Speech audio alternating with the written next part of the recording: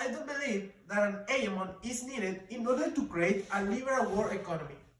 By default, there is too many powerful decision makers around the world that the only way for this to work is by a liberal economy.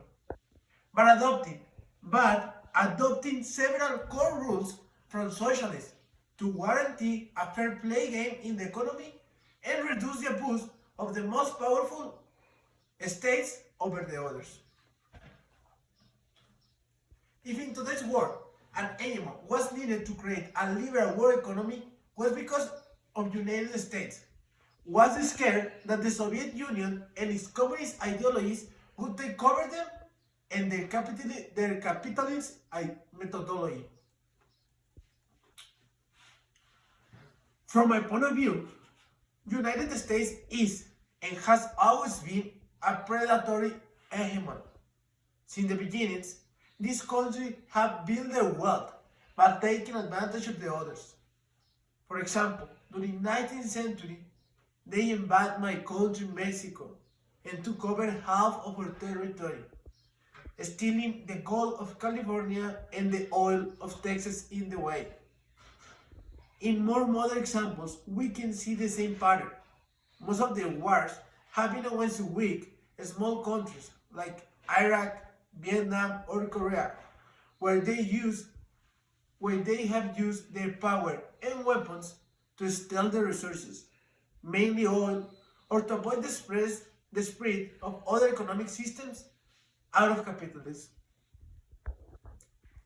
On the other hand, soft power is the ability of a country to influence others through means other than coercion or force, while hard power, which relies on military strength and economic sanctions, countries with significant soft power appeal can change the preferences and behaviors of others, fostering goodwill, cooperation, and alignment with their interests without resorting to coercion.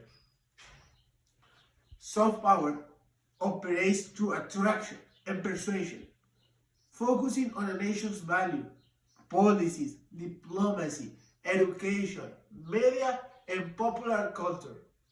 For example, United States is often considered a pioneer in using soft power, leveraging its popular culture, Hollywood, movies, music, TV shows, educational institutions like Harvard and MIT, or technological innovation like Google and Apple. Another clear example is China, financing projects in Africa to gain their support. For me, the core problem behind all the problems of the developing world is that they do not play in a fair game in terms of economy and opportunities to grow. All the technological innovation, all the scientific and academic advances, all the investment of the world, and all the power are only in the most developed countries that are already rich, while the developing world sits behind in everything. Because of this inequality bridge between these countries and the opportunities for the populations, the inequality keeps growing bigger and bigger each day, making it impossible for developing countries to get out of that hole. It's sad to me. I wish to say something different, more optimistic, but I believe that the problem of the developing world won't be solved. It's almost impossible for poor countries to grow while rich countries keep sucking their resources and exploiting their vulnerabilities conditions for their own good.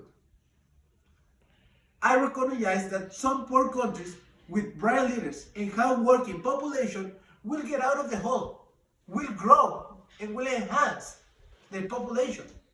But the hard reality for most of them will be poverty forever.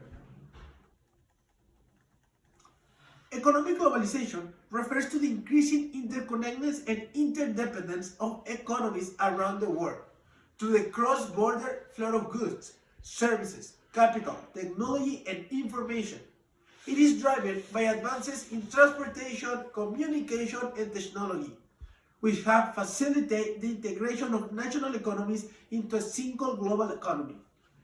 The benefits are that consumers get access to the best products and innovation of the world.